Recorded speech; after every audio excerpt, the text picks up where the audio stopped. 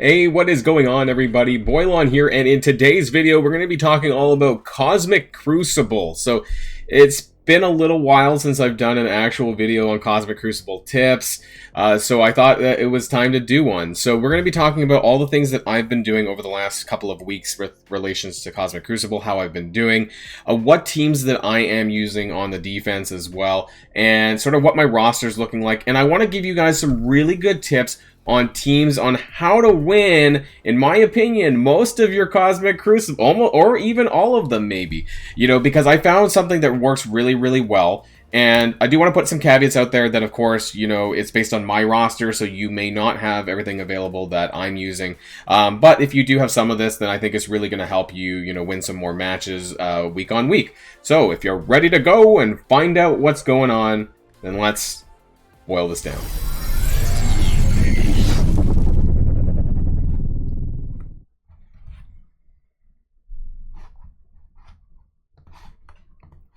Okay, and so here we are. So I did go 2 and 3 this Crucible. I've been climbing really, really high, actually, in my Crucible. So much so that I think I need to start losing a little bit, because I'm not 100% sure. I think I am on the upper tier of Diamond, which is not where I really want to be. I don't know if can I find leaderboard, right? So, yeah, once it loads and all that. So I'm currently rank 1007 somehow. But I was just, before that loss that I just had on my third match there, I was in like the top 600 or something, right? And I really didn't want to be there. And so the very top, we're talking about 2130-ish, and I'm at 1841. So I don't know, I don't know where the actual break is for Masters. I'm currently in, I believe I'm like upper Diamond, and it's kind of annoying because, I'm fighting a lot of people who have like maxed out Unlimited X-Men, and I haven't done that yet, so I'm still working my way there. I'm focusing on Bionic Avengers before that, so take this with a little bit of grain of salt as well. But I want to talk about some of the teams that are working for me, and I think if you do what I do at a lower tier, I think very much, you're going to have a much easier time grinding your way up, because this might be things that'll work very well sort of in that platinum or even like low diamond level as well. I think for me, I'm up against a lot of Krakens, a lot of Spenders, and honestly, sometimes there's just nothing I can do, because really it just comes down to team power, and I don't have that because I don't spend. But for those of you who don't spend like myself, I want to talk about my defense and sort of what's working for me. So I'm gonna skip over the first 2 rooms, because this is currently something that to be honest, the web warriors are just something I throw up there because tinfoil hat, I believe the characters dodge more in the hands of the AI than on the offense. So anything that has percentage-based mechanics, I believe hands down, wholeheartedly, that there is like an advantage to the AI. And so that's why you see a lot of people with web warriors on the defense rather than offense. Maybe they can beat some teams on the offense, I don't know, but I feel more comfortable leaving them on the defense. And they're just in a regular room. Nothing really too special there. For room number 2, though, I have been... Okay, so this is not going to be this is not a main team that I use. This is not going to be something that I keep forward with. As soon as more Bionic Avengers comes out, and that I have them upgraded, I'm going to be keeping them on the offense. And I do want to talk about that, because Bionic Avengers are going to be a Web Warriors killer. I don't know if you've taken a look at their kit. I'm not going to bring it up right here in this video, but they have a lot of abilities that are unavoidable when you have more members of the Bionic Avengers. Sometimes you need like 4 members or 5 members, or the whole team or something. But, once you have them all together, not only do they have a crap ton of AoE, but a lot of the attacks are unavoidable, which means that they can't dodge this, or specifically states they can't dodge it, which is really good as well. So Bionic Avengers is going to be the killer for Web Warriors, and I'm probably gonna take my Doom. I probably should be using him on offense anyways. I don't know why I have him here. I was just testing it for a couple of matches this past Crucible. I don't think it actually did what I wanted to do, but that's not the important thing here. So Room number 3. Now, this part is not really going to work if you don't have Dormammu. I'll be honest. That's why I said straight up that not everyone is going to be able to utilize this portion. But what I did do is I took out, and you'll see later on why Astonishing X-Men are in room 3. So, I took out Kitty Pryde and I put in Dormammu, and this counters a lot of the typical things that people would want to use to beat Astonishing X-Men. For a long time, especially veteran players, a lot of people were using Black Order to kill Astonishing X-Men because both Jubilee, Iceman were hero controllers. So if you were able to kill them, that you would get Barrier with Ebony Maw. And so by having, and I hope that Dormammu's fixed, by the way. Another like caveat number 2, some people have been telling me that, a couple of members of my alliance have said that Dormammu's still bugged on the defense and doesn't give the revive mechanic to everyone. Now, I don't know if that's a visual bug or if it's still happening or if it's room specific. I don't know. Let me know in the comments down below if you're still having issues with Dormammu on the defense, or if you've run into anyone with Dormammu on the defense and the revive did not apply properly. One or two people in my alliance said that was the case, but I'm not 100% sure. So I'm using this with hopes that he is working properly, and I've had some good luck on this anyways when I've looked at my defense, when I check, you know, my combat, cancels, things like that, because you can't use Black Order anymore. And so as a result of that, there's less options to have to deal with this. What some people might do is use Eternals, I guess, because Eternals can be used in this room.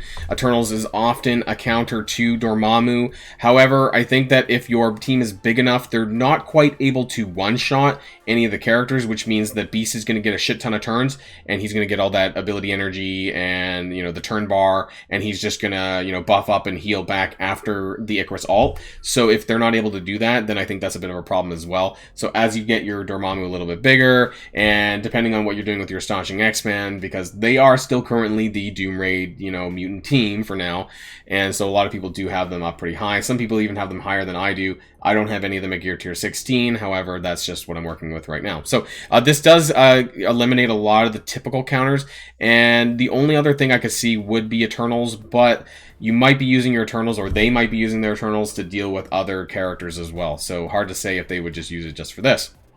Now, for team number 4, I kind of let the cat out of the bag a little bit on room 4, but room 5. But here on room 4, it's okay. To be honest, you know, there's not a lot of choices when it comes to City Mystics for the upgrades for this, for the stats. One thing that I have noticed, though, when I've fought against people in this team, is that it's a lot harder to land your debuffs. It's actually kind of hard to flip some of the buffs. Even, I've used the Eternals to actually beat characters in room 4, and I've actually found points where I can't even land, say, Cersei's stun, which is a little bit surprising, you know, but that 500% resistance apparently stacks up pretty well. But there's just not much you can do here as far as, you know, variety of choice here, because City Mystics is quite limited, and honestly these are probably your best characters. I'm even afraid to, like, you know, unclick them off. But as far as other City Mystics besides these characters, there's not really much available. You could use Dr. Voodoo, but I honestly don't think that Dr. Voodoo is very good here, because his ultimate he gets ability energy and war offense for using that. And it takes like turn 3 or 4 for him to use his ult, which usually the match won't last that long. So as a result, I've decided to use Cloak and Dagger, not Deathpool in this team, and then I've used Elsa because I built Elsa up quite high for the Pestilence event, and so she hits pretty hard, Morbius, and Ghost Rider. The other options... Did I hit Mutant by accident? City... Oh, sorry, my bad. So as far as other options for this section, it's just not... There's not much, right? You know, you're not using Hand, of course. Moon Knight. Some people have used Shadowlands, actually, but, you know, I'm not someone who has a really big Shadowlands, so I'm not sure if this is really going to make much of a difference. The Moon Knight White Tiger combo is quite interesting, though, so if you're not using Cloak and Dagger, you could consider that if you have a big Moon Knight and White Tiger, and they would probably go first, and that might help as well. But other than that, you know, don't use Elektra, don't use Hand, don't use any of these other characters right now. So the options are, unfortunately, very limited. It's not a super amazing room, but, you know, it is what it is. Now, room number 5. This is what I really came here to talk about, room 5 and 6 a little bit here. And having unlimited X-Men in room number 5 is not something that I see enough. And I'm going to tell you right now that this alone actually has single-handedly won me matches. Won me matches. And the reason for this is because right now, the only counters to unlimited X-Men are really like a couple of things. One, a mirror match. Some people are using Unlimited X-Men sub Phantom X with Cable. Or Emma, but I would probably save Emma for another team for offense because Emma's quite valuable. So Phantom X isn't super valuable on the offense in my opinion. But if you have Cable, that pushes your team ahead of their Unlimited X-Men, you know, to beat the mirror match, so you don't have to, like, rely on a dice flip or a dice roll for that. I don't have my Unlimited X-Men super high, and yet I'm still winning a lot of matches as a result of this. So my build priority for Unlimited X-Men, if you haven't done this already, Rogue, Gambit, Dazzler, Sunfire, and Phantom X. Mostly because I think those are the most important characters in this team in terms of what they give to the team as well. 90% of this team is actually just Rogue and Gambit, but so if you can have Gambit a little bit higher, at least in character levels, that will help him hit harder as well. Now, what are you missing, obviously, from not having in Room 3 is that you're not getting the crit, which obviously benefits Gambit and the team quite a bit as far as triggering evades, things like that for the team. But being in room number 5 eliminates almost all of the other counters outside of a mirror match. And so if you're facing off against someone who doesn't have a Unlimited X-Men team really built up, you know, like my almost 600k is no match for like a 900k T16 team, right? Of course, that's not going to do it. And some people do keep Unlimited X-Men on the offense for that exact same reason, so that they can mirror match another team who have it. But if you want to put them on the defense, I can guarantee you this is going to make people struggle. If they don't have Unlimited X-Men on the offense to deal with you, then they're going to struggle, because the other counter that's very common that people are using right now to beat Unlimited X-Men is going to be Infinity Watch, and they're all cosmic characters, which means you cannot use them there. Some people do use Eternals as well. They'll do a burner team and then they'll bring in Infinity Watch or Eternals. You can't do this either because the Eternals are cosmic. So most of the counters that you're going to use to beat Unlimited X-Men are cosmic, and so this eliminates that. And this really gives them very few options left to beat you. And that's why I've single-handedly won matches on this team alone, despite only being 600k. I think I can still beat Darkhold at 600k. I think I lost one time. Somehow they got lucky. But for the most part, actually, Darkhold has to significantly punch down against Unlimited X-Men. And even then, sometimes it's very risky. Unlimited X-Men are a pretty big counter to Darkhold, so there's not a really, and you're not going to be able to use, in my opinion, Weapon X here because, you know, they're not a war. They don't get their war buffs, so I don't think that they're going to be able to beat it when Unlimited X-Men get their Crucible buff. So this is super important, guys. If you haven't moved Unlimited X-Men to room number 5, I definitely recommend it, even over room number 3, you know, because I think that this is going to make a mountain of difference in your wins and losses of the week for that. Now, hopefully that you have an Infinity Watch, so that if they're not in room 5, although maybe we're going to start seeing more Unlimited X-Men in room 5 as a result of my video, in which case I apologize, but I wanted to get this out before, you know, the next Crucible round so that you guys can consider that and then move to that room if you really want to. Now, finally, I want to end off with room number 6, which is my Young Avengers. Now, it is a skill team. This is the skill room. But I want to say that this does not make a significant difference. I'm seeing a lot of people running like Doom Secret Avengers or Secret Avengers Shang-Chi. And I want to say that none of that matters, because all I do is I take in Secret Avengers with Emma Frost and Kestrel or Shang-Chi, and because I have the speed advantage, I kick their ass. And it doesn't really matter. You know, so as long as I go first and all of my characters go first, I can kill a couple of them before they even take their turn. And so that's why I'm using Young Avengers. So now I've changed my placement a little bit because Echo is a skill character. Now, she's kind of slow and doesn't take that many turns, but I put Echo next to Squirrel Girl. Squirrel Girl has some really low cooldowns on her abilities, especially her heal, which is on a cooldown of 3. So Echo being there means that she's going to be able to take her heals a little bit more frequently, as long as Echo stays alive and takes some turns, and they're going to heal up more. And so I've actually been able to net some victories on this as well, just because I've had them on the defense in this lineup. Right, with Echo being on the side. Normally, I think I had Squirrel Girl on the far. Like, I would normally just flip the two, but because of the way that it is, and actually, you know what? Maybe I should do that because it would actually give energy to America Chavez as well. You know what? Actually, I'm going to move.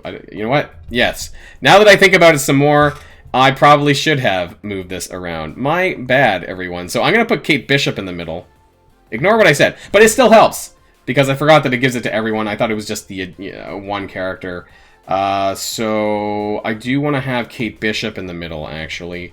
And then I put America Chavez there. And then I'm going to move Echo here. And then, yeah, so I'm going to do this. Because Kate Bishop energy is pretty important, too. Because she slaps pretty hard, too. So that's the team that I'm changing it to now. And this has worked quite well for me.